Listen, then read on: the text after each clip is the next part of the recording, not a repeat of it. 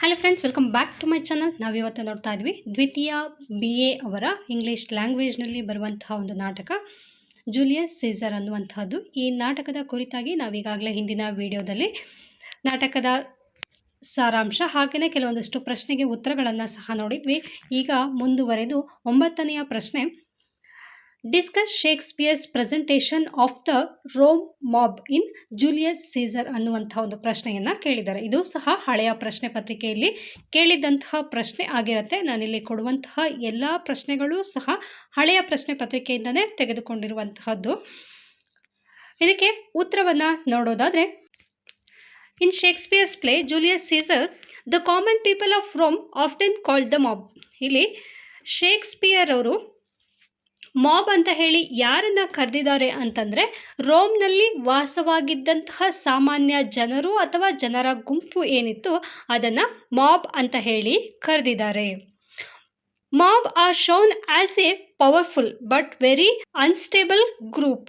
ಈ ಒಂದು ಮಾಬ್ ಅಥವಾ ಈ ರೋಮ್ನ ಜನರ ಗುಂಪೇನಿತ್ತು ಅವರು ಬಹಳ ಶಕ್ತಿಯುತವಾದಂತಹ ಒಂದು ಗುಂಪಾಗಿದ್ದರು. ಹಾಗೆಯೇ ಆ ಗುಂಪು ಎಷ್ಟೇ ಶಕ್ತಿಯುತವಾಗಿದ್ರೂ ಸಹ ಅವರು ಸ್ಥಿರವಾಗಿ ಇರಲಿಲ್ಲ. ಅನ್ಸ್ಟೇಬಲ್ ಅಂತಂದರೆ ಅವರು ಅಸ್ಥಿರವಾದಂತಹ ಒಂದು ಗುಂಪಾಗಿ ಇಲ್ಲಿ ಶೇಕ್ಸ್ಪಿಯರ್ ತೋರಿಸಿರುವಂತಹದ್ದನ್ನು ಕಾಣಬಹುದು. They do not have their own study opinions. ಇಲ್ಲಿ ಈ ಒಂದು ರೋಮ್ನ ಜನತೆ ಏನಿದ್ರು ಅವರಿಗೆ ಅವರದೇ ಆದಂತಹ ಒಂದು ಸ್ವಂತವಾದಂತಹ ನಿರ್ಧಾರವನ್ನು ತೆಗೆದುಕೊಳ್ಳುವಂತಹ ಮನಸ್ಥಿತಿ ಇರಲಿಲ್ಲ. They act like a wave that moves in whatever direction the strongest wind blow. ಅವರನ್ನು ಇಲ್ಲಿ ಶೇಕ್ಸ್ಪಿಯರ್ ಯಾವ ರೀತಿ ತೋರಿಸಿದ್ದಾನೆ ಅಂತಂದರೆ, ಅವ್ರದ್ದೇ ಆದಂತಹ ಯಾವುದೇ ಗಟ್ಟಿಯಾದಂತಹ ನಿರ್ಧಾರಗಳಿರಲಿಲ್ಲ. ಬದಲಾಗಿ ಅವರನ್ನು ಯಾವ ರೀತಿ ಹೇಳಲಾಗಿದೆ ಅಂತಂದರೆ, that moves in what ever direction in strongest wind blow. ಅವರನ್ನು ಗಾಳಿ ಬಂದ ಕಡೆ ತೂರುವ ಜನರು ಅಥವಾ ಗಾಳಿ ಬಂದ ಕಡೆ ವಾಲುವ ದೋಣಿ ಅಂತ ಹೇಳಿ ಏನು ಒಂದು ಗಾದೆಯನ್ನು ಹೇಳ್ತೀವಲ್ಲ, ಹಾಗೆ ಆ ಗಾದೆಯ ರೀತಿಯಲ್ಲಿ ಗಾಳಿ ಬಂದ ಕಡೆ ವಾಲುವಂತಹ ದೋಣಿಯಂತೆ ಅವರು ವರ್ತಿಸ್ತಾರೆ ಅಂತ ಹೇಳಿ ಇಲ್ಲಿ ಶೇಕ್ಸ್ಪಿಯರ್ ಕರೆದಿದ್ದಾನೆ. Present them as easily tricked. ಅವರನ್ನು ಎಷ್ಟು ಬೇಗ ಆಗುತ್ತೋ ಅಷ್ಟು ಬೇಗ ನಾವು ಮನಸ್ಸನ್ನು ಬದಲಾಯಿಸಬಹುದು. ಅವರು ಯಾವುದೇ ಒಂದು ನಿರ್ದಿಷ್ಟವಾದಂತಹ ನಿರ್ಧಾರಗಳಿಗೆ ಸ್ಟಿಕ್ ಆನ್ ಆಗಿ ಇರೋದಿಲ್ಲ. ಬದಲಾಗಿ ಎಷ್ಟು ಬೇಗ ಆಗುತ್ತೆ ಅಷ್ಟು ಬೇಗ ಯಾರು ಏನು ಹೇಳ್ತಾರೋ ಅದನ್ನೆಲ್ಲ ನಂಬುವಂತಹ ಒಂದು ಜನರಾಗಿದ್ದರು ಇವರು. ಬಹಳ ಭಾವನಾತ್ಮಕವಾಗಿ ಯೋಚನೆಯನ್ನು ಮಾಡ್ತಿದ್ರು. ಹಾಗೆಯೇ dangerous when they loose control. ಅವರು ಭಾವನಾತ್ಮಕವಾಗಿ ವರ್ತನೆಯನ್ನು ಮಾಡೋದರ ಜೊತೆಗೆ ಭಾವನೆಗಳಿಗೆ ಒಳಗಾಗಿ ಅವರು ಹೇಗೆ ಅಪಾಯಕಾರಿಯಾಗಿ ವರ್ತಿಸ್ತಾರೆ ಅನ್ನೋದನ್ನು ಸಹ ನಾವಿಲ್ಲಿ ನೋಡ್ಬೋದಾಗತ್ತೆ. ಒಂದು ವೇಳೆ ಅವರೇನಾದರೂ ಅವರ ಕಂಟ್ರೋಲನ್ನು ಕಳ್ಕೊಂಡ್ರೆ ಅವರು ಎಷ್ಟು ಅಪಾಯಕಾರಿಯಾಗಿ ವರ್ತಿಸ್ತಾರೆ ಅನ್ನೋದನ್ನು ಸಹ ನಾವಿಲ್ಲಿ ಕಾಣಬಹುದಾಗಿದೆ. ಅದಕ್ಕೆ ನಾವು ಎಕ್ಸಾಂಪಲ್ನ ನೋಡೋದಾದರೆ, at the beginning of the play we see that the mob is very changeable. ನಾವು ಈ ಒಂದು ನಾಟಕದ ಆರಂಭದಲ್ಲಿ ಯಾವ ಪಾತ್ರ ಶುರುವಾಗತ್ತೆ ಅಂತಂದರೆ, ರೋಮ್ನ ಜನತೆಗಳು ರಸ್ತೆಯಲ್ಲಿ ನಿಂತ್ಕೊಂಡು ಸೀಸರನ್ನು ಚೇರಪ್ ಮಾಡೋದಕ್ಕೋಸ್ಕರ ನಿಂತಿರುವಂತಹ ಒಂದು ಸಿಚುವೇಶನಿಂದ ಈ ಒಂದು ನಾಟಕ ಆರಂಭ ಆಗತ್ತೆ. ಅದೇ ಒಂದು ಆರಂಭದಲ್ಲಿ ನಾವು ಕಾಣುವಂತಹ ಘಟನೆ ಏನಿದೆ ಅದರಿಂದನೇ ನಾವು ಈ ಒಂದು ಜನತೆಯ ಭಾವನೆಗಳು ಹೇಗೆ ಬದಲಾಗುತ್ತೆ, ನಿರ್ಧಾರಗಳು ಹೇಗೆ ಬದಲಾಗತ್ತೆ ಅನ್ನೋದನ್ನು ಕಾಣಬಹುದಾಗಿರುತ್ತೆ. They use to love a leader named Pompey. ಅವರು ಮೊದಲಿಗೆ ಪಾಂಪೆ ಅನ್ನುವಂಥ ಒಬ್ಬ ಲೀಡರ್ ಇದ್ದ ರೋಮ್ ನಗರದಲ್ಲಿ. ಆ ಒಬ್ಬ ಲೀಡರ್ ಏನಿದ್ದ ಅಥವಾ ರಾಜನೇನಿದ್ದ ಅವನನ್ನು ಬಹಳ ಪ್ರೀತಿಯಿಂದ ಕಾಣ್ತಾ ಇದ್ರು, ಗೌರವದಿಂದ ಕಾಣ್ತಾ ಇದ್ರು. But as soon as Caesar defeats him they go out into the street to cheer for Caesar. Caesar ಯುದ್ಧದಲ್ಲಿ ರೋಮ್ನ ನಾಯಕನಾಗಿರುವಂತಹ ಪಾಂಪೆಯನ್ನೇ ಸೋಲಿಸಿ ಅವನು ವಾಪಸ್ ಬರುವಂತಹ ಒಂದು ಸಂದರ್ಭದಲ್ಲಿ ರೋಮ್ನ ಜನತೆ ಏನು ಮಾಡ್ತಾರೆ, ಈ ಸೀಸರ್ ಏನು ತಮ್ಮ ನಾಯಕನನ್ನು ಸೋಲ್ಸಿ ಬಂದ್ರಲ್ಲ ಅವನನ್ನು ವೆಲ್ಕಮ್ ಮಾಡೋದಕ್ಕೆ ಅಥವಾ ಅವನನ್ನು ಚೇರಪ್ ಮಾಡೋದಕ್ಕೆ ಇಲ್ಲಿ ರಸ್ತೆಯಲ್ಲಿ ಬಂದು ಎರಡೂ ಬದಿಯಲ್ಲಿ ನಿಂತ್ಕೊಳ್ಳೋದನ್ನು ನಾವು ಮೊದಲ ಸೀನ್ನಲ್ಲಿ ಕಾಣಬಹುದಾಗಿರುತ್ತೆ. ಆ ಒಂದು ಸೀನ್ನ ಮೂಲಕ ನಾವು ಇಲ್ಲಿನ ಜನರ ಮನಸ್ಥಿತಿಯನ್ನು ಅರ್ಥ ಮಾಡ್ಕೋಬಹುದಾಗಿರುತ್ತೆ. They quickly forget their old loyalties. ಅವರು ತಮ್ಮ ಪ್ರೀತಿಯ ನಾಯಕನನ್ನೇ ಮರೆತುಬಿಟ್ಟು ಆ ನಾಯಕನನ್ನು ಸೋಲಿಸಿರುವಂತಹ ಸೀಸರ್ನ ಪರವಾಗಿ ಇಲ್ಲಿ ಜೈಕಾರ ಹಾಕೋದಕ್ಕೋಸ್ಕರ ಬರ್ತಾರೆ. This shows that they care more about excitement of a winner than they do about actual politics or principles. ಅವರಿಗೆ ಯಾವುದೇ ರೀತಿಯಾದಂತಹ ಪರ್ಟಿಕ್ಯುಲರ್ ಆದಂತಹ ನಿರ್ಧಾರಗಳಾಗಲಿ ಸಿದ್ಧಾಂತಗಳಾಗಲಿ ಇರೋದಿಲ್ಲ. ಅದರ ಬದಲಾಗಿ ಅಲ್ಲಿ ಯಾರು ಗೆಲ್ತಾರೆ ಅವ್ರಿಗೆ ಜೈಕಾರ ಹಾಕ್ಕೊಂಡು ಅವರನ್ನೇ ಪ್ರೋತ್ಸಾಹವನ್ನು ಮಾಡೋದು ಈ ಜನತೆಯ ಒಂದು ಮನಸ್ಥಿತಿ ಆ ರೀತಿ ಇರತ್ತೆ ಅಂತ ಹೇಳಿ ನಾವಿಲ್ಲಿ ಕಾಣಬಹುದಾಗಿರುತ್ತೆ. The most famous scene involving the mob is Caesar's funeral. ಇಲ್ಲಿ ಇನ್ನೂ ಒಂದು ಮುಖ್ಯವಾದಂತಹ ಒಂದು ಸಂದರ್ಭವನ್ನು ನಾವಿಲ್ಲಿ ನೋಡೋದಾದರೆ, ಸೀಸರ್ನ ಡೆತ್ ಆದ ನಂತರ ಅವನ ಅಂತ್ಯಕ್ರಿಯೆಯ ಒಂದು ಸಂದರ್ಭದಲ್ಲಿ, ಫಿನರಲ್ ನಡೆಯುವಂತಹ ಒಂದು ಸಂದರ್ಭದಲ್ಲಿ first Brutus speaks to them. He uses logic and tell them he killed Caesar to keep Rome free. ಸೀಸರ್ನ ಕೊಲೆ ಮಾಡಿದವರ ಗುಂಪಿನಲ್ಲಿದ್ದಂತಹ ಒಬ್ಬ ವ್ಯಕ್ತಿ ಸೀಸರ್ ಸತ್ತ ನಂತರ ಅಂತ್ಯಕ್ರಿಯೆ ನಡೆಯುವಂತಹ ಸಂದರ್ಭದಲ್ಲಿ ಅಲ್ಲಿ ಒಂದು ಭಾಷಣವನ್ನು ಮಾಡಬೇಕಾಗಿರುತ್ತೆ, ಅಥವಾ ಆ ಸತ್ತ ಒಬ್ಬ ವ್ಯಕ್ತಿಯ ವ್ಯಕ್ತಿತ್ವವನ್ನು ಹಾಡಿ ಹೊಗಳೋದಾಗಲಿ ಅಥವಾ ಅವನ ಬಗ್ಗೆ ಮಾತಾಡೋದಾಗಲಿ ಒಂದು ಕಾರ್ಯಕ್ರಮವನ್ನು ಅಲ್ಲಿ ಆಯೋಜಿಸಲಾಗಿರುತ್ತೆ.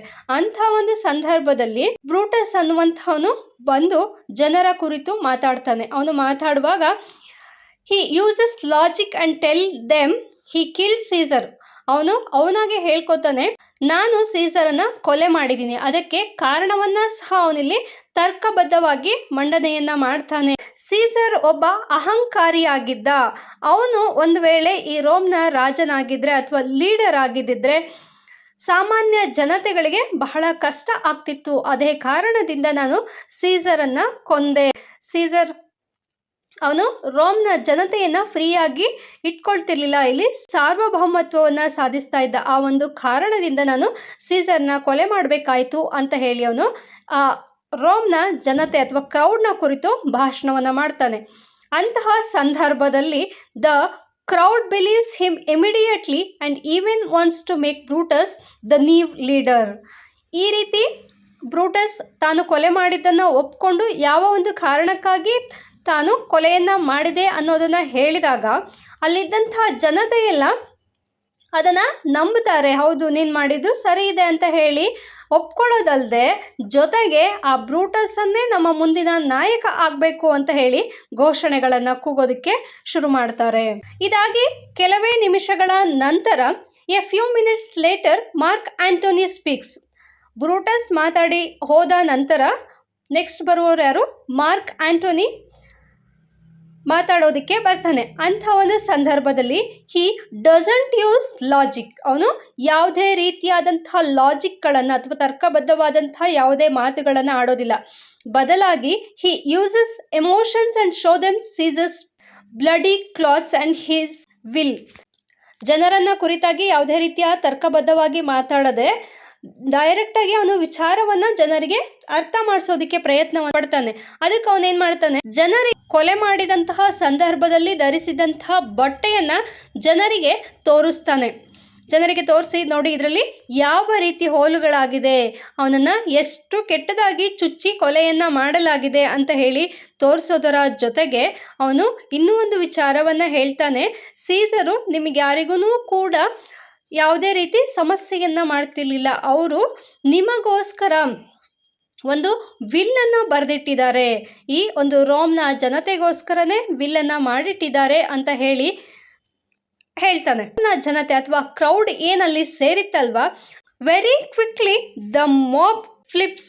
ಆ ಕ್ಷಣದಲ್ಲೇ ಜನರು ಅಲ್ಲಿ ಬದಲಾಗಿ ಬಿಡ್ತಾರೆ. ಬ್ರೂಟಸ್ ಮಾಡಿದ್ದು ಸರಿ ಅನ್ನುವಂಥ ಒಂದು ನಿಲುವೇನಿತ್ತಲ್ಲ, ಆ ನಿಲುವನ್ನು ಅವರು ತಕ್ಷಣಕ್ಕೆ ಬದಲಾಯಿಸ್ಕೊಳ್ತಾರೆ. They go from calling Brutus a hero to wanting to burn down his house. ಅದೇ ಕ್ಷಣದಲ್ಲಿ ಆ ಬ್ರೂಟಸನ್ನು ಏನು ನಮ್ಮ ನಾಯಕ ಆಗಬೇಕು ಅಂತ ಹೇಳಿ ಘೋಷಣೆಯನ್ನ ಕೂಗ್ತಿದ್ದಂತಹ ಜನಗಳು ಕೆಲವೇ ನಿಮಿಷಗಳಲ್ಲಿ ಅವನನ್ನು ಒಬ್ಬ ವಿಲನ್ ಆಗಿ ಇಲ್ಲಿ ಟ್ರೀಟ್ ಮಾಡೋದಕ್ಕೆ ಶುರು ಮಾಡ್ತಾರೆ. ಬ್ರೂಟಸನ್ನು ಹೀಯಾಳಿಸ್ತಾರೆ. ಹೀಯಾಳಿಸುವುದರ ಜೊತೆಗೆ ಅವನ ಮನೆಯನ್ನು ಕೂಡ ಸುಟ್ಟು ಹಾಕೋದಕ್ಕೆ ಅವನ ಮನೆಯನ್ನು ಮುತ್ತಿಗೆ ಹಾಕ್ತಾರೆ. ಇಂತಹ ಒಂದು ಸಂದರ್ಭಗಳನ್ನೆಲ್ಲ ನಾವು ಕಂಡಾಗ this change shows that the mob is not driven by thought. But by whoever speaks last or loudest. ಈ ಒಂದು ಸಂದರ್ಭಗಳನ್ನು ನಾವು ನೋಡಿದಾಗ ನಮಗೆ ತಿಳಿಯೋದೇನು ಅಂತಂದರೆ, ಈ ಗುಂಪು ಅಥವಾ ಈ ಒಂದು ಜನತೆ ಏನಿದ್ದಾರೆ ಅವರುಗಳು ಯಾವುದೇ ರೀತಿಯಾದಂತಹ ಸ್ವತಃ ಬುದ್ಧಿಯಿಂದ ಯೋಚನೆಯನ್ನು ಮಾಡೋದಿಲ್ಲ. ಯಾರು ಕೊನೆಯಲ್ಲಿ ಮಾತಾಡ್ತಾರೋ, ಯಾರು ಹೆಚ್ಚು ಜೋರಾಗಿ ಮಾತಾಡ್ತಾರೋ, ಯಾರು ಹೆಚ್ಚು ಆಸೆಯನ್ನು ತೋರಿಸ್ತಾರೋ ಅವರ ಹಿಂದೆ ಹೋಗುವಂತಹ ಜನರು ಇವರು ಅಂತ ಹೇಳಿ ಶೇಕ್ಸ್ಪಿಯರ್ ನಮಗೆ ಹೇಳ್ತಾ ಇದ್ದಾರೆ. They are very easy to manipulate because they react to what they feel in the moment. ಅವರನ್ನು ನಾವು ಎಷ್ಟು ಬೇಗ ಆಗುತ್ತೋ ಅಷ್ಟು ಬೇಗ ಮ್ಯಾನಿಪುಲೇಟ್ ಮಾಡ್ಬೋದು ಅಥವಾ ಅವರ ಯೋಚನೆಯನ್ನು ಬದಲಾವಣೆ ಮಾಡ್ಬೋದು. ಒಬ್ಬೊಬ್ಬರಾಗಿ ಅವರ ಯೋಚನೆಯ ಶಕ್ತಿಯನ್ನು ಅವರು ಇಟ್ಕೊಂಡಿಲ್ಲ ಅಥವಾ ಯಾವುದೇ ರೀತಿಯಾದಂತಹ ಸ್ವತಃ ಬುದ್ಧಿಶಕ್ತಿಯನ್ನು ಯೂಸ್ ಮಾಡಿ ಅವರು ಯೋಚನೆಯನ್ನು ಮಾಡೋದಿಲ್ಲ. ಅವರಿಗೆ ಅವ್ರು ಮಾಡೋದು ಸರಿನೋ ಅಥವಾ ತಪ್ಪೋ, ನಾವು ಯಾವುದನ್ನು ನಂಬಬೇಕು ಯಾವುದನ್ನು ನಂಬಾರ್ದು, ಈ ರೀತಿ ಯಾವುದೇ ರೀತಿಯಾದಂತಹ ತರ್ಕಗಳು ಅವರಲ್ಲಿ ಇರೋದಿಲ್ಲ. ಒಟ್ಟು ಯಾರು ಏನು ಹೇಳ್ತಾರೋ ಅದೆಲ್ಲದಕ್ಕೂ ಕೂಡ ಅವರು ತಲೆ ಅಲ್ಲಾಡಿಸ್ತಾ ಅವ್ರು ಹೇಳೋದನ್ನ ಸರಿ ಅಂತ ಹೇಳಿ ಒಪ್ಕೊಳ್ಳುವಂಥ ಒಂದು ಮನಸ್ಥಿತಿಯನ್ನು ಹೊಂದಿರ್ತಾರೆ. Shakespeare uses simple angry language for them to show that they have stopped thinking as individual and have started acting like a single angry animal. ಇಲ್ಲಿ ಶೇಕ್ಸ್ಪಿಯರ್ ಅವರು ಈ ಒಂದು ಜನತೆಯನ್ನು ಕುರಿತು ಅವ್ರಿಗೆ ಯಾವುದೇ ರೀತಿಯಾದಂತಹ ಸಾಮಾನ್ಯ ಜ್ಞಾನ ಇಲ್ಲ. They have stop thinking as individual. ಅವರು ಅವರ ಸ್ವಂತ ಶಕ್ತಿಯಿಂದ ಯೋಚನೆ ಮಾಡೋದನ್ನು ಅವರು ಬಿಟ್ಬಿಟ್ಟಿದ್ದಾರೆ ಅಥವಾ ಅದನ್ನು ಕಳ್ಕೊಂಡಿದ್ದಾರೆ. ಸ್ವಂತ ಆಲೋಚನೆ ಮಾಡುವಂತಹ ಶಕ್ತಿ ಅವರಿಗಿಲ್ಲ. ಇವರು ಯಾವ ರೀತಿ ವರ್ತನೆ ಮಾಡ್ತಾರೆ ಅಂತಂದರೆ, ಒಂದು ಹತೋಟಿ ಇಲ್ಲದ ಪ್ರಾಣಿ ರೀತಿಯಲ್ಲಿ ಅವರು ವರ್ತನೆಯನ್ನು ಮಾಡ್ತಾರೆ ಅಂತ ಹೇಳಿ ಇಲ್ಲಿ ಶೇಕ್ಸ್ಪಿಯರ್ ಹೇಳ್ತಾ ಇದ್ದಾರೆ. Finally Shakespeare shows how scary the mob can be when they get out of hand. ಇನ್ನೊಂದು ಸಣ್ಣ ದೃಶ್ಯದಲ್ಲಿ ಈ ಒಂದು ಗುಂಪಿನ ಕ್ರೌರ್ಯ ಎದ್ದು ಕಾಣೋದನ್ನು ನೋಡ್ಬೋದು ಅಥವಾ ಎದ್ದು ಕಾಣುತ್ತದೆ ಅಂತ ಹೇಳ್ಬೋದಾಗಿರತ್ತೆ. ಯಾವ ರೀತಿ ಅಂತಂದರೆ, in one scene they met a man named Cinna the poet. ಇಲ್ಲಿ ಸೀಸರ್ನ ಕೊಲೆ ಆಗಿದೆ. ಸೀಸರ್ನ ಯಾರೆಲ್ಲ ಕೊಲೆ ಮಾಡಿದ್ದಾರೆ ಅನ್ನೋದು ಇವರಿಗೆ ಸರಿಯಾಗಿ ಗೊತ್ತಿಲ್ಲ. ಇಲ್ಲಿ ಈ ಒಂದು ಜನತೆ ಸೀಸರ್ನ ಕೊಲೆಯ ಬಗ್ಗೆ ತಿಳ್ಕೊಂಡು ಆದಮೇಲೆ ಇಲ್ಲಿ ಬ್ರೂಟಸ್ನ ವಿರುದ್ಧ ಏನು ಜನಗಳೆಲ್ಲ ಅಥವಾ ಸೀಸರ್ನ ಯಾರೆಲ್ಲ ಕೊಲೆ ಮಾಡಿರ್ತಾರೆ ಆ ಒಂದು ಜನತೆ ವಿರುದ್ಧ ಏನು ತಿರುಗಿ ಬೀಳ್ತಾರೆ, ಅಂಥ ಒಂದು ಸಂದರ್ಭದಲ್ಲಿ ನಡೆಯುವಂತಹ ಒಂದು ಚಿಕ್ಕ ದೃಶ್ಯವನ್ನು ನೋಡೋದಾದರೆ, ಸಿನ್ನಾ ಅನ್ನುವಂಥ ಒಬ್ಬ ಪೋಯೆಟ್ ಇರ್ತಾನೆ, ಒಬ್ಬ ಸಾಹಿತಿ ಇರ್ತಾನೆ. ಅವನು ತನ್ನಷ್ಟಕ್ಕೆ ತಾನು ದಾರಿಯಲ್ಲಿ ನಡೆದುಕೊಂಡು ಹೋಗುವಂತಹ ಸಂದರ್ಭದಲ್ಲಿ they met a man name Sinha the poet. He has the same name as one of the killers.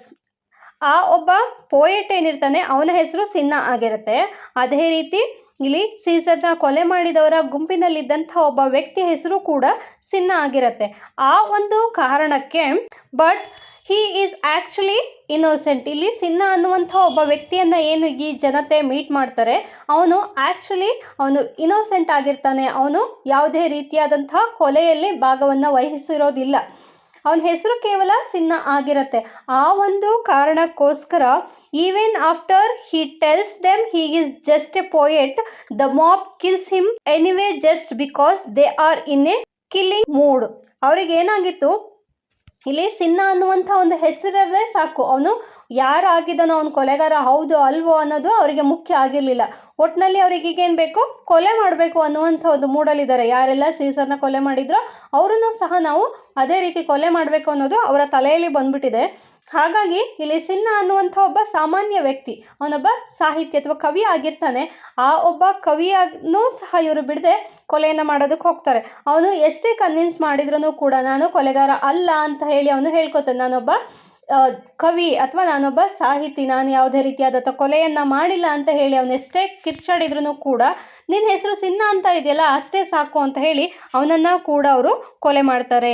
This part of the play proves that the mob is not interacted in justice or the truth. ಈ ಒಂದು ಸಂದರ್ಭವನ್ನು ನಾವು ಕಂಡಾಗ ಕೋಪದಲ್ಲಿರುವಂತಹ ಜನರಿಗೆ ನ್ಯಾಯ ಬೇಕು, ಅವರಿಗೆ ಯಾವುದೇ ರೀತಿಯಾದಂತಹ ಸರಿ ತಪ್ಪುಗಳನ್ನು ಅರ್ಥ ಮಾಡ್ಕೊಳ್ಳುವಂತಹ ಸಾಮಾನ್ಯ ಬುದ್ಧಿವಂತಿಕೆ ಇರೋದಿಲ್ಲ. ಬದಲಾಗಿ ಅವ್ರಿಗೇನು ಏನಾಗಬೇಕಾಗಿದೆ, ಅಲ್ಲಿ ಕೋಪದಿಂದ ಇದ್ದಾರೆ, ಅವ್ರಿಗೆ ಒಟ್ಟಿನಲ್ಲಿ ಏನೋ ನ್ಯಾಯ ಬೇಕು ಅನ್ನುವಂತಹ ರೀತಿಯಲ್ಲಿ ಇಲ್ಲಿ ನ್ಯಾಯ ಹೌದೋ ಅಲ್ವೋ ಗೊತ್ತಿಲ್ಲ, ಒಟ್ಟಿನಲ್ಲಿ ಅವ್ರಿಗೆ ಏನು ಮಾಡಬೇಕೀಗ ಹಿಂಸೆ ಮಾಡಬೇಕು ಅನ್ನೋದು ಇಲ್ಲಿ ನಾವು ಕಾಣ್ಬೋದಾಗಿರುತ್ತೆ. They just want someone to blame and hurt. ಅವ್ರಿಗೆ ಒಟ್ಟಿನಲ್ಲಿ ಏನಾಗಿರುತ್ತೆ, ಯಾರನ್ನ ಒಬ್ರನ್ನ ಹರ್ಟ್ ಮಾಡಬೇಕು ಅಥವಾ ನೋವು ಮಾಡಬೇಕು, ಯಾರನ್ನ ಒಬ್ರನ್ನ ಕೊಲೆ ಮಾಡಬೇಕು, ಅವ್ನು ಒಳ್ಳೆಯವನ ಕೆಟ್ಟವನ, ಅವ್ನು ಅದಕ್ಕೆ ಸಂಬಂಧಪಟ್ಟವನೋ ಇಲ್ವೋ ಅನ್ನೋದು ಅವರಿಗೆ ಬೇಕಾಗಿರಲಿಲ್ಲ ಅನ್ನೋದನ್ನ ನಾವಿಲ್ಲಿ ಕಾಣಬಹುದಾಗಿರುತ್ತೆ.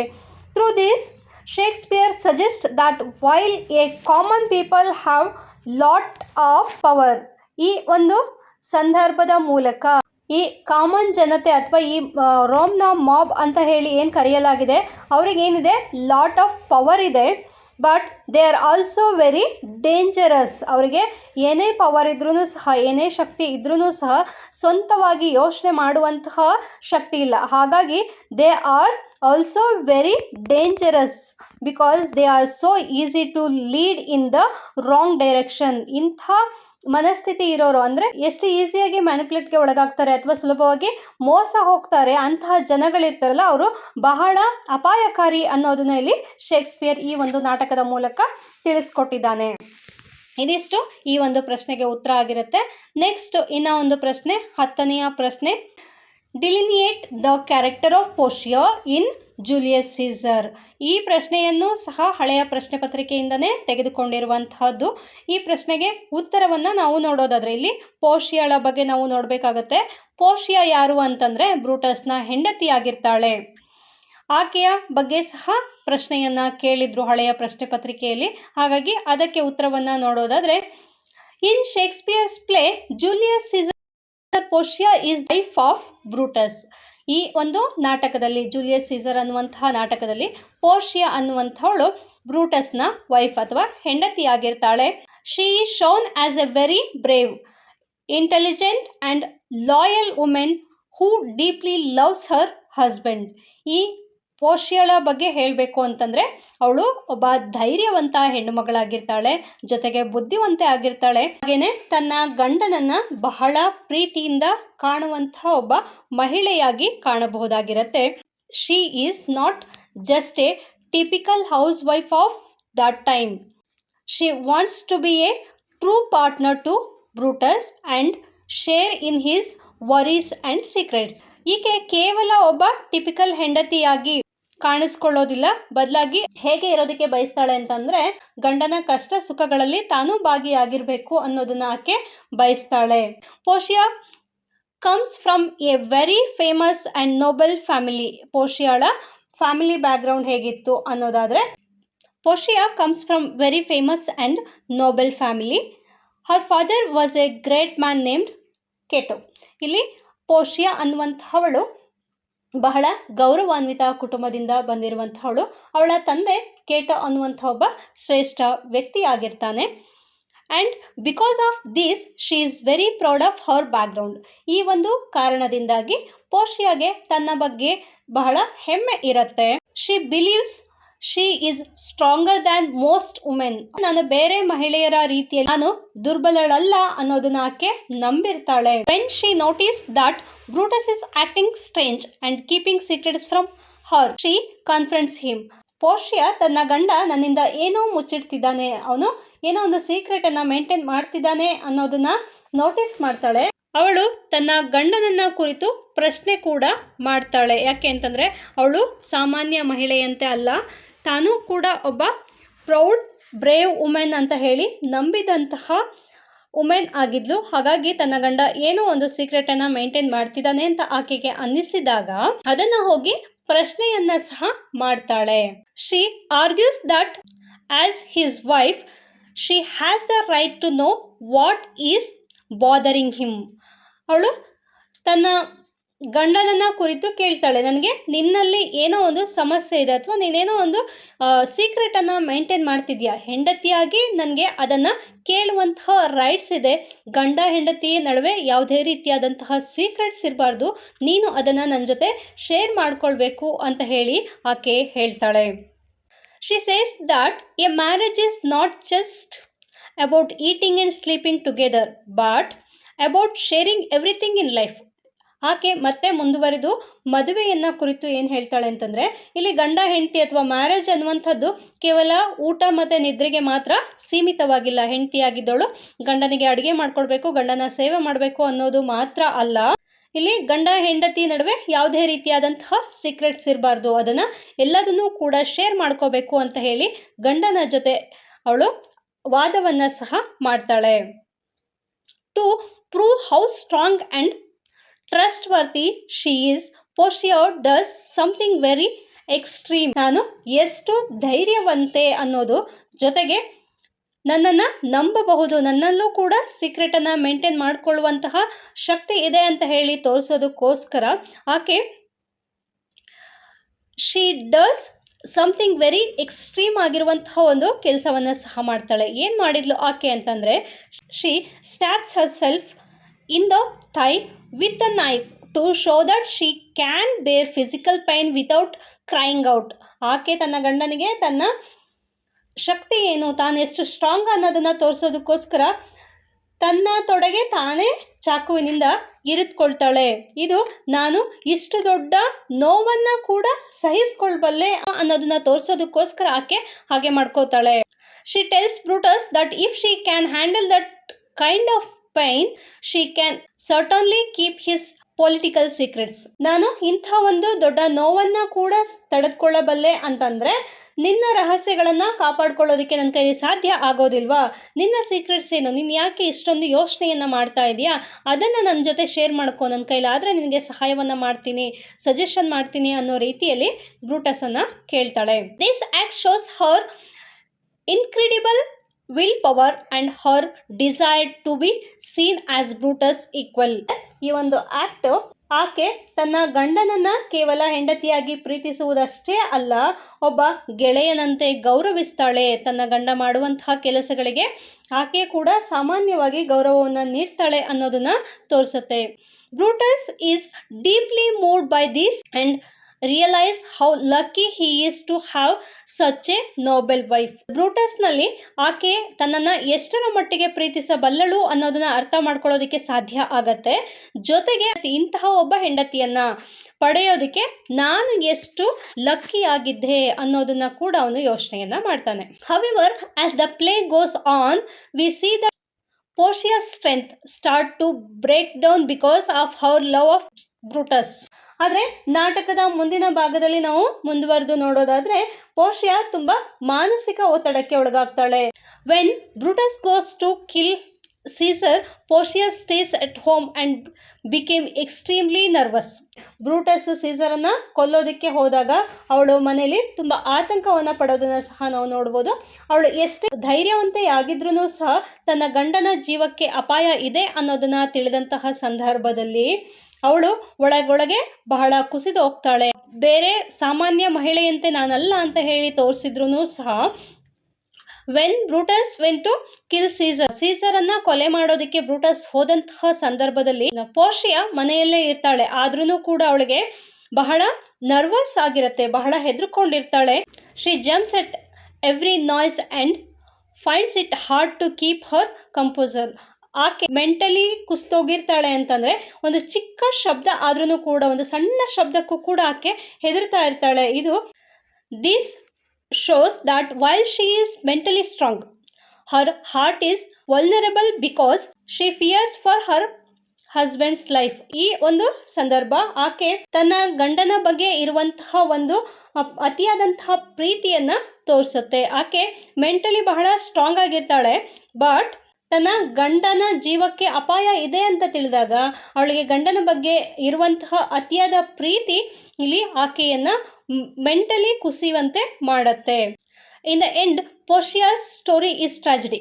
When Brutus is away at war and things start to go wrong, ಇಲ್ಲಿ ಅವಳ ಸಾವು ಬಹಳ ದುಃಖದಾಯಕವಾಗಿರುತ್ತೆ ಅಂತಲೇ ಹೇಳ್ಬೋದಾಗಿರುತ್ತೆ. ಬ್ರೂಟಸ್ ಯುದ್ಧಕ್ಕೆ ಅಂತ ಹೇಳಿ ಹೋದಾಗ ಮತ್ತು ಶತ್ರುಗಳು ಗೆಲ್ತಾ ಇದ್ದಾರೆ, ಶತ್ರುಗಳು ಸ್ಟ್ರಾಂಗ್ ಆಗಿದ್ದಾರೆ ಅಂತ ಹೇಳಿ ಅವಳಿಗೆ ತಿಳಿದಾಗ ಅವಳು ದಿಕ್ಕು ತೋಚದಂತಾಗಿ ಕೂತ್ಕೊಂಡ್ಬಿಡ್ತಾಳೆ. She becomes overwhelmed by grief and fear. ಆಕೆ ಏನು ಮಾಡಬೇಕು ಅಂತ ಹೇಳಿ ಯೋಚನೆಯನ್ನು ಮಾಡೋದಕ್ಕಾಗದೆ ತೀವ್ರವಾದಂತಹ ಒಂದು ದುಃಖವನ್ನು ಅನುಭವಿಸ್ತಾಳೆ, ಭಯವನ್ನು ಅನುಭವಿಸ್ತಾಳೆ. She hears that her husband's enemies are becoming powerful and she cannot handle the stress anymore. ಇಂಥ ಒಂದು ಸಂದರ್ಭದಲ್ಲಿ ಆಕೆಗೆ ಇದ್ದಂತಹ ಒಂದು ಮೆಂಟಲಿ ಸ್ಟ್ರೆಸ್ ಏನಿತ್ತಲ್ಲ, ಆ ಸ್ಟ್ರೆಸ್ಸನ್ನು ಅಥವಾ ಆ ಒಂದು ಭಯವನ್ನು ತಡೆದುಕೊಳ್ಳೋದಕ್ಕೆ ಆಕೆಗೆ ಸಾಧ್ಯವಾಗದೆ she ends her life in a very painful way by swallowing hot coals. ಆಕೆ ಏನು ಮಾಡ್ತಾಳೆ, ನನ್ನ ಕೈಲಿ ಇನ್ನು ಇದನ್ನೆಲ್ಲ ತಡ್ಕೊಳ್ಳುವಂತಹ ಶಕ್ತಿ ಇಲ್ಲ, ಈ ಮೆಂಟಲಿ ಟಾರ್ಚರ್ನ ನನ್ನ ಕೈಲಿ ತಡ್ಕೊಳ್ಳೋಕ್ಕಾಗೋದಿಲ್ಲ, ನನ್ನ ಗಂಡ ಬದುಕಿ ಬರೋದು ಗ್ಯಾರಂಟಿ ಇಲ್ಲ, ಎಲ್ಲ ಎನಿಮೀಸ್ ಏನಿದ್ದಾರೆ ಅವರು ಸ್ಟ್ರಾಂಗ್ ಆಗಿಬಿಟ್ಟಿದ್ದಾರೆ, ನನ್ನ ಗಂಡನ ಯಾವುದೇ ಕಾರಣಕ್ಕೂ ಬಿಡೋದಿಲ್ಲ, ಸಾಯಿಸ್ತಾರೆ ಅಂತ ಹೇಳಿ ಹೀಗೆ ಅನಿಸಿದಾಗ ಅವಳೇನು ಮಾಡ್ತಾಳೆ, ಆ ಒಂದು ಭಯಕ್ಕೇನೆ ಹೆದರ್ಬಿಟ್ಟು ಉರಿತಾ ಇರುವಂತಹ ಕೆಂಡವನ್ನು ನುಂಗಿ ಆತ್ಮಹತ್ಯೆಯನ್ನು ಮಾಡ್ಕೊಳ್ತಾಳೆ. This final act shows how deeply she was connected to Brutus. She felt she could not live in a world where he was defected or dead. ತನ್ನ ಗಂಡನನ್ನು ಆಕೆ ಎಷ್ಟು ಪ್ರೀತಿಸ್ತಾ ಇದ್ಲು ಅನ್ನೋದನ್ನು ನೋಡ್ಬೋದಾಗಿರುತ್ತೆ. ಆಕೆಗೆ ಯಾವಾಗ ತನ್ನ ಗಂಡ ಬದುಕೋದಿಲ್ಲ ಅಂತ ಹೇಳಿ ಗೊತ್ತಾದಾಗ ಅಂತಹ ಒಂದು ಸಂದರ್ಭವನ್ನು ಎದುರಿಸೋದಕ್ಕೆ ಸಾಧ್ಯ ಆಗದೆ ಆಕೆ ಕೆಂಡವನ್ನು ನುಂಗಿ ಸೂಸೈಡ್ ಮಾಡ್ಕೋತಾಳೆ ಅಥವಾ ಆತ್ಮಹತ್ಯೆಯನ್ನು ಮಾಡ್ಕೋತಾಳೆ ಅಂತಲೇ ಹೇಳ್ಬೋದಾಗಿರುತ್ತೆ. ಇದಿಷ್ಟು ಪೋರ್ಷಿಯಾಳ ಬಗ್ಗೆ ಆಗಿರುತ್ತೆ. ಇನ್ನು ನೆಕ್ಸ್ಟು 11ನೇಯ ಪ್ರಶ್ನೆ, comment on the assassination scene in Julius Caesar ಅಂತ ಹೇಳಿ ಪ್ರಶ್ನೆಯನ್ನು ಕೇಳಿದ್ದಾರೆ. ಇದು ಸಹ ಹಳೆಯ ಪ್ರಶ್ನೆ ಪತ್ರಿಕೆಯಿಂದನೇ ತೆಗೆದುಕೊಂಡಿರುವಂತಹ ಪ್ರಶ್ನೆ ಆಗಿರುತ್ತೆ. The scene of Caesar's assassination in William Shakespeare's play Julius Caesar is an extremely important and thrilling part of the drama. ಈ ಒಂದು ನಾಟಕದಲ್ಲಿ ಬರುವಂತಹ ಒಂದು ಅತ್ಯಂತ ಪ್ರಮುಖವಾದಂತಹ ಸೀನ್ ಅಂತಂದರೆ ಇಲ್ಲಿ ಸೀಸರನ್ನು ಕೊಲೆ ಮಾಡುವಂತಹ ಒಂದು ದೃಶ್ಯ ಆಗಿರುತ್ತೆ. ಈ ಒಂದು ದೃಶ್ಯ ಬಹಳ ಇಂಪಾರ್ಟೆಂಟ್ ಆದಂತಹ ಒಂದು ದೃಶ್ಯ. ಯಾಕೆ ಅಂತಂದರೆ the author portrays this scene not just a mere murder but as an emotional event where friends turn into enemies. ಈ ಒಂದು ದೃಶ್ಯ ಯಾಕೆ ಪ್ರಮುಖ ಆಗುತ್ತೆ ಅಂತ ಹೇಳೋದಾದರೆ ಈ ಒಂದು ದೃಶ್ಯವನ್ನು ಕೇವಲ ಒಂದು ಕೊಲೆಯಾಗಿ ತೋರಿಸದೆ ಸ್ನೇಹಿತರೇ ಶತ್ರುಗಳಾಗಿ ಬದಲಾಗುವಂತಹ ಒಂದು ಭಾವನಾತ್ಮಕ ಘಟನೆಯನ್ನಾಗಿ ಇಲ್ಲಿ ಚಿತ್ರಿಸಲಾಗಿದೆ. ಹಾಗಾಗಿ ಇದು ಬಹಳ ಪ್ರಮುಖವಾದಂತಹ ಒಂದು ಪಾತ್ರವನ್ನು ವಹಿಸುತ್ತೆ. In the Roman senate the conspirators surround Caesar and commit this act. ಈ ಒಂದು ಸೀನ್ ಎಲ್ಲಿ ನಡೆಯುತ್ತೆ ಅಂತಂದರೆ ರೋಮ್ನ ಸಂಸತ್ತಿನಲ್ಲಿ ಅಥವಾ ರೋಮ್ನ ಸೆನೆಟ್ನಲ್ಲಿ ನಡೆಯುವಂತಹ ಒಂದು ಸೀನ್ ಆಗಿರುತ್ತೆ. ಸೆನೆಟ್ ನಡೆಯುತ್ತಿದ್ದಂತಹ ಸಂದರ್ಭದಲ್ಲಿ ಸಂಚುಕೋರರು ಏನಿದ್ರು ಅವರೆಲ್ಲರೂ ಬಂದು ಸುತ್ತುವರೆದು ಇಲ್ಲಿ ಕೊಲೆಯನ್ನು ಮಾಡ್ತಾರೆ. The beginning of the scene Caesar behave with a great arrogance. ಈ ಒಂದು ದೃಶ್ಯದ ಆರಂಭದಲ್ಲಿ ಏನು ಈ ಸೆನೆಟ್ನಲ್ಲಿ ನಡೆಯುವಂತಹ ಕೊಲೆಯ ಪ್ರಸಂಗ ಏನು ನಡೆಯುತ್ತೆ ಆ ಒಂದು ಸೀನ್ನ ಆರಂಭದಲ್ಲಿ Caesar behaves with a great arrogance. ಇಲ್ಲಿ ಸೀಸರನ್ನು ಒಬ್ಬ ದುರಹಂಕಾರದಿಂದ ವರ್ತನೆ ಮಾಡೋದನ್ನು ಚಿತ್ರಿಸಲಾಗಿದೆ. ಅಥವಾ ಸೀಸರ್ ಇಲ್ಲಿ ಬಹಳ ದುರಹಂಕಾರದಿಂದ ವರ್ತಿಸ್ತಾನೆ. Man named Metellus Cimber begs Caesar to pardon his excellent brother. Metellus Cimber ಅವನಿಗೆ ಒಬ್ಬ ತಮ್ಮ ಇರ್ತಾನೆ. ಅವನ ತಮ್ಮ ಏನು ಮಾಡಿರ್ತಾನೆ, ದೇಶಭ್ರಷ್ಟ ಕೆಲಸವನ್ನು ಮಾಡಿರ್ತಾನೆ. ಹಾಗಾಗಿ ದೇಶಭ್ರಷ್ಟನಾದಂತಹ ತನ್ನ ಸಹೋದರನನ್ನು ಕ್ಷಮಿಸಬೇಕು ಅಥವಾ ಅವನನ್ನು ಪಾರ್ಡನ್ ಮಾಡಬೇಕು ಅಂತ ಹೇಳಿ ಸೀಸರನ್ನು ಕೇಳ್ಕೊಳ್ತಾನೆ. But Caesar refused, claiming he as an firm and unmoving as the northern star. ಇಲ್ಲಿ ಸೀಸರ್ ತಾನು ಧ್ರುವ ನಕ್ಷತ್ರದಂತೆ ಅಚಲ, ನಾನು ಈಗಾಗಲೇ ಒಂದು ಸತಿ ನಿರ್ಧಾರವನ್ನು ತೆಗೆದುಕೊಂಡಾಗಿದೆ, ಆ ನಿರ್ಧಾರವನ್ನು ಯಾವುದೇ ಕಾರಣಕ್ಕೂ ಚೇಂಜ್ ಮಾಡೋದಿಲ್ಲ, ನಾನು ಯಾವಾಗಲೂ ಒಂದೇ ರೀತಿ ಯೋಚನೆಯನ್ನು ಮಾಡ್ತೀನಿ, ಒಂದೇ ನಿರ್ಧಾರವನ್ನು ತೆಗೆದುಕೊಳ್ತೀನಿ ಅಂತ ಹೇಳಿ ತನ್ನ ಒಂದು ನಿರ್ಧಾರವನ್ನು ತಿಳಿಸ್ತಾನೆ. ಈ ಒಂದು ನಿರ್ಧಾರವೇ ಇವನ ಕೊಲೆಗೆ ಮತ್ತೊಂದು ಮೂಲ ಕಾರಣ ಆಗತ್ತೆ. The fear that Caesar is becoming a ruthless dictator grows among the conspirators. ಈ ಒಂದು ಸಂದರ್ಭ ಇಲ್ಲಿ ಸೀಸರ್ ಒಬ್ಬ ದುರಹಂಕಾರಿಯಾಗಿ ಕಾಣಿಸ್ತಾನೆ. ಇಲ್ಲಿ ನಾನು ತೆಗೆದುಕೊಳ್ಳುವಂತಹ ನಿರ್ಧಾರಗಳೇ ಅಂತಿಮ ಅಂತ ಹೇಳಿ ಅವನು ಹೇಳುವಂತಹ ಸಾಲುಗಳು ಇಲ್ಲಿ ಸೀಸರ್ ಒಬ್ಬ ಸರ್ವಾಧಿಕಾರಿ ಆಗ್ತಾ ಇದ್ದಾನೆ ಅನ್ನೋದನ್ನ ಮತ್ತೊಮ್ಮೆ ತೋರಿಸಿದಂತೆ ಕಾಣಿಸುತ್ತೆ.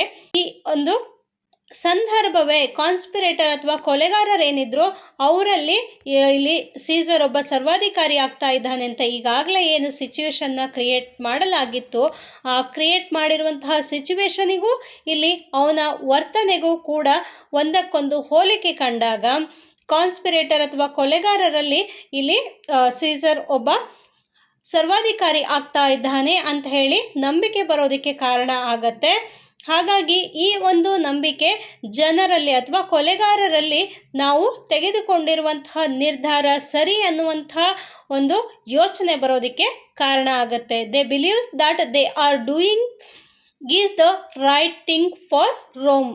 ಇಂಥ ಒಂದು ಸಂದರ್ಭವೇ ಇಲ್ಲಿ ಸೀಸರ್ನ ಕೊಲೆಗೆ ಮತ್ತೊಂದು ಪ್ರಮುಖ ಕಾರಣ ಆಗುತ್ತೆ. ಯಾಕೆ ಅಂತಂದರೆ ಈಗಾಗಲೇ ಅವರು ಏನು ಯೋಚನೆ ಮಾಡಿದ್ರು, ಇಲ್ಲಿ ಸೀಸರ್ ಒಬ್ಬ ಸರ್ವಾಧಿಕಾರಿ ಆಗ್ತಾ ಇದ್ದಾನೆ ಅಂತ ಹೇಳಿ ಯೋಚನೆ ಮಾಡಿದರು. ಅದೇ ರೀತಿ ಇಲ್ಲಿ ಅವನ ವರ್ತನೆ ಕೂಡ ದುರಹಂಕಾರದಿಂದ ವರ್ತನೆಯನ್ನು ಮಾಡ್ದ. ಆ ಒಂದು ವರ್ತನೆಯನ್ನು ಕಣ್ಣಾರೆ ಕಂಡಂತಹ ಸಂದರ್ಭದಲ್ಲಿ ಕೊಲೆಗಾರರಿಗೆ ತಾವು ಮಾಡ್ತಿರುವಂತಹ ಕೆಲಸ ಸರಿಯಾಗಿದೆ, ನಮ್ಮ ನಿರ್ಧಾರದಲ್ಲಿ ಯಾವುದೇ ರೀತಿಯ ತಪ್ಪಿಲ್ಲ, ನಾವು ತೆಗೆದುಕೊಂಡಂತಹ ನಿರ್ಧಾರದಿಂದ ರೋಮ್ಗೆ ಒಳ್ಳೆಯದಾಗತ್ತೆ ಅಂತ ಹೇಳಿ ಅವರಲ್ಲಿ ಮತ್ತೆ ನಂಬಿಕೆ ಹುಟ್ಟೋದಕ್ಕೆ ಕಾರಣ ಆಗತ್ತೆ. The murder scene is terrifying. First Casca stabs Caesar's in the back. ಈ ಒಂದು ಕೊಲೆಯ ಸಂದರ್ಭದಲ್ಲಿ ಕ್ಯಾಸ್ಕಾ ಅನ್ನುವಂತಹ ವ್ಯಕ್ತಿ ಏನು ಮಾಡ್ತಾನೆ, ಮೊದಲು ಹೋಗಿ ಸೀಸರ್ನ ಬೆನ್ನಿಗೆ ಚಾಕುವನ್ನು ಹಾಕ್ತಾನೆ ಅಥವಾ ಬೆನ್ನಿಗೆ ಚಾಕುವಿಂದ ಇರಿತಾನೆ. ಅದಾದ ನಂತರ and then all the others join in the stab him. ಈ ಒಂದು ಕ್ಯಾಸ್ಕಾನ ಬಿಹೇವಿಯರ್ನ ನಂತರ ಅಥವಾ ಕ್ಯಾಸ್ಕಾ ಏನು ಸೀಸರ್ಗೆ ಚಾಕುವನ್ನು ಹಾಕ್ತಾನೆ ಅಥವಾ ಚಾಕುದಿಂದ ಇರಿತಾನೆ, ಇದರ ನಂತರ ಏನು ಮಾಡ್ತಾರೆ, ಉಳಿದಂತಹ ಎಲ್ಲ ಕೊಲೆಗಾರರು ಸೀಸರ್ನ ಒಬ್ಬರ ನಂತರ ಒಬ್ಬರು ಕೊಲ್ಲೋದಕ್ಕೆ ಅಥವಾ ಚಾಕುವಿನಿಂದ ಇರಿಯೋದಕ್ಕೆ ಶುರು ಮಾಡ್ತಾರೆ. The most painful moment of this scene is when Caesar's dear friend Brutus comes forward to stab him. ಈ ಒಂದು ಸಂದರ್ಭ ಅಥವಾ ಇಂತಹ ಒಂದು ದೃಶ್ಯ ನಡೀತಿದ್ದಂತಹ ಸಂದರ್ಭದಲ್ಲಿ ಬಹಳ ನೋವಿನ ಕ್ಷಣ ಅಥವಾ ನೋವಿನ ಸಂಗತಿ ಏನು ಅಂತಂದರೆ, ಇಲ್ಲಿ ಬ್ರೂಟಸ್ ಮತ್ತು ಸೀಸರ್ ಇಬ್ಬರೂ ಕೂಡ ಆತ್ಮೀಯ ಸ್ನೇಹಿತರಾಗಿರ್ತಾರೆ. ಆದ್ರೂ ಕೂಡ ಈ ಒಂದು ಕೊಲೆಯಲ್ಲಿ ಬ್ರೂಟಸ್ ಭಾಗಿಯಾಗೋದನ್ನು, ಬ್ರೂಟಸ್ನ ತನ್ನ ಕೊಲೆ ಮಾಡೋದಕ್ಕೆ ಬರ್ತಿರೋದನ್ನ ಕಣ್ಣಾರೆ ಕಂಡಂತಹ ಸೀಸರ್ಗೆ ಬಹಳ ನೋವಾಗತ್ತೆ. ಇದನ್ನು ಕಂಡಂತಹ ಸೀಸರ್ ಏನು ಮಾಡ್ತಾನೆ, ಬ್ರೂಟಸ್ನ ಕುರಿತು ಕೇಳ್ತಾನೆ. ಏನಂತ ಕೇಳ್ತಾನೆ, ಇತ್ತು ಬ್ರೂಟು ಅಂತ ಹೇಳಿ ಅವನು ಒಂದು ಪ್ರಶ್ನೆಯನ್ನು ಕೇಳ್ತಾನೆ. ಇದು ನಿಮಗೆ ಮುಖ್ಯ ಆಗತ್ತೆ. ಈ ಒಂದು ಸಾಲನ್ನು ಸೀಸರ್ ಹೇಳ್ತಾನೆ. ಏನಕ್ಕೆ ಅಂತಂದರೆ, ತನ್ನ ಆತ್ಮೀಯ ಸ್ನೇಹಿತನಾಗಿರುವಂತಹ ಬ್ರೂಟಸ್ ಕೊಲೆ ಮಾಡೋದಕ್ಕೆ ಮುಂದೆ ಬಂದಾಗ ಅವನನ್ನು ಕುರಿತು ಕೇಳುವಂತಹ ಪ್ರಶ್ನೆ ಇದು, ಇಟ್ಟು ಬ್ರೂಟ್ ಅಂತ ಹೇಳಿ. ಅಂದರೆ ಯು ಟು ಬ್ರೂಟಸ್ ಅಂದರೆ ನೀನು ಕೂಡ ಬ್ರೂಟಸ್ ಅಂತ ಹೇಳಿ ಅವನನ್ನು ಪ್ರಶ್ನೆ ಮಾಡೋದನ್ನು ನಾವಿಲ್ಲಿ ನೋಡಬಹುದಾಗಿರುತ್ತೆ. The betrayal by his beloved friend hurts Caesar's more than the wounds of the ನೀವ್ಸ್.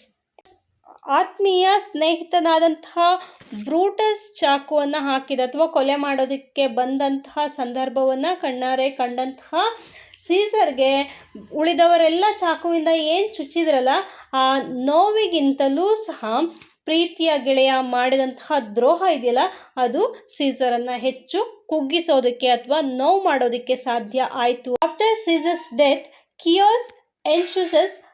However, the murderers do not flee. Instead, they wash their hands in Caesar's blood. ಇಲ್ಲಿ ಕೊಲೆ ಮಾಡಿದ ನಂತರ ಯಾರೆಲ್ಲ ಮರ್ಡರ್ ಮಾಡಿದ್ರಲ್ವ ಆ ಗ್ರೂಪ್ನಲ್ಲಿ ಯಾರೂ ಕೂಡ ಓಡಿ ಹೋಗಲಿಲ್ಲ. ಜನರಿಗೆ ಹೆದರಿ ಅಥವಾ ನಮಗೆ ಅವರೇನಾದರೂ ಮಾಡಿಬಿಡ್ತಾರೆ ಅನ್ನೋ ಭಯದಿಂದ ಯಾರೂ ಓಡಿ ಹೋಗಲಿಲ್ಲ. ಬದಲಾಗಿ ಅವ್ರೇನು ಮಾಡಿದ್ರು, ಸೀಸರ್ನ ಕೊಲೆ ಮಾಡಿ ಏನು ಚಾಕುವಿನಿಂದ ಚುಚ್ಚಿದ್ರಲ್ಲ, ಹೋಲಿಂದ ಬ್ಲಡ್ ಏನು ಬರ್ತಾ ಇತ್ತು, ಆ ಬ್ಲಡ್ ಇಂದ ಆ ಮರ್ಡರ್ ಎಲ್ಲ ತಮ್ಮ ಹ್ಯಾಂಡನ್ನು ವಾಶ್ ಮಾಡ್ಕೊಂಡ್ರಂತೆ. To show the people that they did not kill Caesar out of personal ಹೇಟೆಡ್ but rather sacrificed him for the freedom of Rome. ಇದು ಏನನ್ನು ತೋರಿಸುತ್ತೆ ಅಂತಂದರೆ, ಅವರು ಸೀಸರನ್ನು ಯಾವ ಒಂದು ಉದ್ದೇಶದಿಂದ ಕೊಲೆ ಮಾಡಿದರು ಅನ್ನೋದನ್ನು ಅವರು ಇಂಡೈರೆಕ್ಟಾಗಿ ಹೇಳುವಂತಹ ಒಂದು ಪ್ರಯತ್ನ. ಯಾರಿಗೆ? ಅಲ್ಲಿ ಏನು ಜನಗಳು ಸೇರಿದ್ರಲ್ಲ, ರೋಮ್ನ ಜನತೆಗೆ ಇದನ್ನೆಲ್ಲ ತೋರಿಸುವುದು ಅಥವಾ ಹೇಳುವಂತಹ ಒಂದು ಪ್ರಯತ್ನವನ್ನು ಇಲ್ಲಿ ಮಾಡ್ತಾರೆ. ಏನು ಅಂತಂದರೆ, to show the people that they did not kill the Caesar out of personal hated. ಇಲ್ಲಿ ತಮ್ಮ ಯಾವುದೇ ವೈಯಕ್ತಿಕ ದ್ವೇಷದಿಂದ ನಾವು ಸೀಸರನ್ನು ಕೊಲೆ ಮಾಡಲಿಲ್ಲ. ಬದಲಾಗಿ ನಾವು ಸೀಸರನ್ನು ಕೊಲೆ ಮಾಡಿದ ಉದ್ದೇಶ ಏನು ಅಂತಂದರೆ, ರೋಮ್ನ ಸ್ವಾತಂತ್ರ್ಯಕ್ಕೋಸ್ಕರ. ಏನು ಸೀಸರು ಒಬ್ಬ ಸಾರ್ವಭೌಮತ್ವ ಸಾಧಿಸುವಂತಹ ಒಬ್ಬ ನಾಯಕನಾಗ್ತಾ ಇದ್ದ, ಅದನ್ನು ತಡೆಯುವಂತಹ ಪ್ರಯತ್ನವನ್ನು ನಾವು ಮಾಡಿದ್ವಿ. ರೋಮ್ನ ಸ್ವಾತಂತ್ರ್ಯಕ್ಕಾಗಿ ಅವನನ್ನು ಬಲಿ ಕೊಟ್ಟಿದ್ದೇವೆ ಅನ್ನೋದನ್ನು ಜನರಿಗೆ ತೋರಿಸೋದಕ್ಕೋಸ್ಕರ ಅವರು ಹೀಗೆ ಮಾಡ್ತಾರೆ. Brutus acts in this manner. ಇಲ್ಲಿ ಮೇಯ್ನಾಗಿ ಬೇರೆ ಯಾವ ಒಬ್ಬ ಮರ್ಡರರ್ನು ಕೂಡ ಇಲ್ಲಿ ಜನತೆ ನಂಬ್ತಾ ಇರಲಿಲ್ಲ. ಬಟ್ ಇಲ್ಲಿ ಬ್ರೂಟಸ್ ಕೂಡ ಈ ಒಂದು ಕೊಲೆಯಲ್ಲಿ ಇದ್ದಂತಹ ಕಾರಣದಿಂದ ಬ್ರೂಟಸ್ ಮಾಡಿದ್ದನ್ನು ಸರಿ ಅಂತ ಹೇಳಿ ಒಪ್ಕೊಳ್ಳುವಂತಹ ಜನತೆ ಅವರಾಗಿದ್ದರು. ಹಾಗಾಗಿ ಇಲ್ಲಿ ಬ್ರೂಟಸ್ ಈ ಒಂದು ಗ್ರೂಪ್ನಲ್ಲಿ ಇದ್ದಿದ್ದು ಅವರಿಗೆ ಒಂದು ಪ್ಲಸ್ ಪಾಯಿಂಟ್ ಆಯಿತು ಅಂತಲೇ ಹೇಳ್ಬೋದು. They feel proud of the did they have done.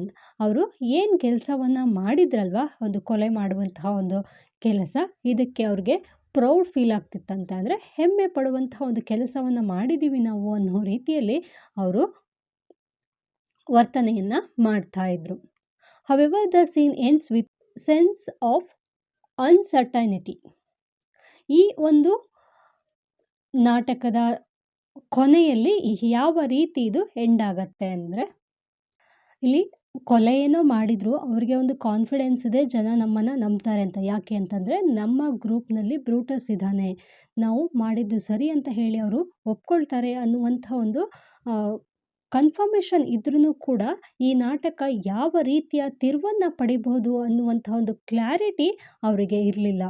Brutus believes that killing Caesar will bring peace to Rome. ಇಲ್ಲಿ ಬ್ರೂಟಸ್ಸು ಏನಂತ ನಂಬಿಕೆಯನ್ನು ಇಟ್ಟಿದ್ದ, ಆಫ್ಟರ್ ಸೀಸರ್ಸ್ ಡೆತ್, ಅಂದರೆ ಸೀಸರ್ನ ಕೊಲೆ ಮಾಡಿದ ನಂತರ ಈ ಒಂದು ರೋಮ್ ನಗರದಲ್ಲಿ ಒಂದು ಶಾಂತಿ ಉಂಟಾಗತ್ತೆ ಅಂತ ಹೇಳಿ ಅವನು ಯೋಚನೆ ಮಾಡಿದ್ದ. ಅವನಿಗೆ ಮುಂದೆ ಏನಾಗಬಹುದು ಅನ್ನುವಂಥ ಚಿಕ್ಕ ಐಡಿಯಾ ಕೂಡ ಅವನಿಗೆ ಇರಲಿಲ್ಲ. But the blood on there hands becomes A symbol of the impending civil war and distribution.